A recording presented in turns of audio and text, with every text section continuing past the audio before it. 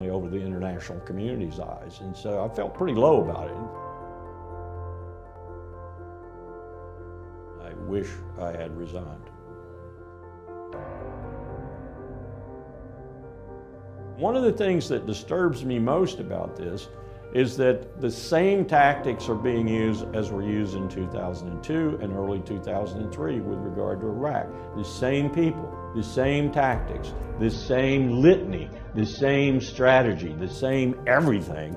And yet there seems to be, as Gore Vidal called the American people, we are the United States of amnesia. There seems to be no reasonable attitude out there about this, that, hey, we've seen this before. We do not need to do this again. We've been at war for 17 years now, but that's the problem we have in this country. No one remembers these things, no one associates them with the present or the future, and we keep repeating the same mistakes over and over again.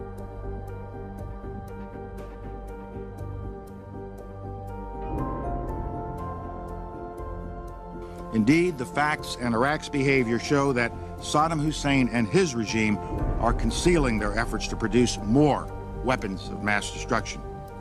When I listened to him present, I realized that the 6 days and 7 nights that we'd spent preparing his presentation had not allowed me to look at the whole thing, to understand exactly what he was saying, particularly the part where he connected the 9/11 attacks, Al-Qaeda, the terrorist organization, with Saddam Hussein, which I and others in the intelligence community knew was a real stretch. So this was bogus information we were putting out at the United Nations, and Richard Cheney, the Vice President, and George Tenet, the DCI, knew that it was bogus information and never told the Secretary of State.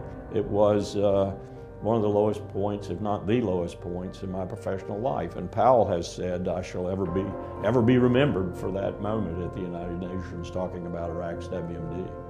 I suspect he's right. My fellow citizens, at this hour, American and coalition forces are in the early stages of military operations to disarm Iraq, to free its people, and to defend the world from grave danger.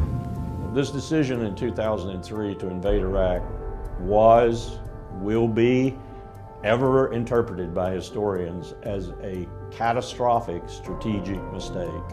What we did when we invaded Iraq was violate 40+ years of U.S. foreign and security policy. We destroyed the balance of power in the Persian Gulf.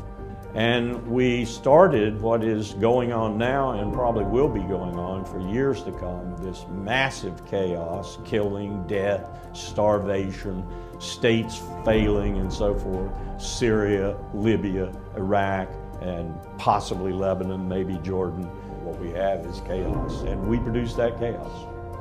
Just as sure as we produced the chaos, we produced ISIS. We produced all of this by that really unwise decision in 2003 to invade Iraq.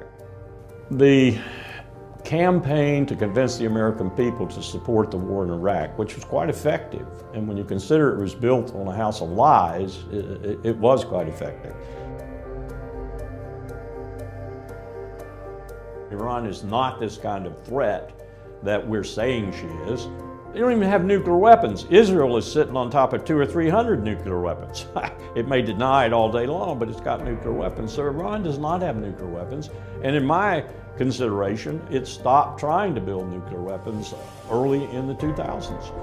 I think there's a real problem in this country right now with the fact that we've been at war for 17 years. Less than 1% of the country is bleeding and dying for the other 99%. Those young men and women come from the less affluent and the less educated. They come from the poor. That's who's fighting your wars for you right now. And maybe many people out there who will say, thank you for your service, but what you're really doing is assuaging your own guilt, because that's what we've been doing for 17 years. We need to stop doing this. As a young man, 21 years old, I went to war in Vietnam. I went to a war that was built on lies. As an older man, I was Chief of Staff at the State Department and watched another war unfold, built on lies, the war with Iraq. Now we are getting ready to go to war with another country, Iran, on another house of lies. We need to prevent that.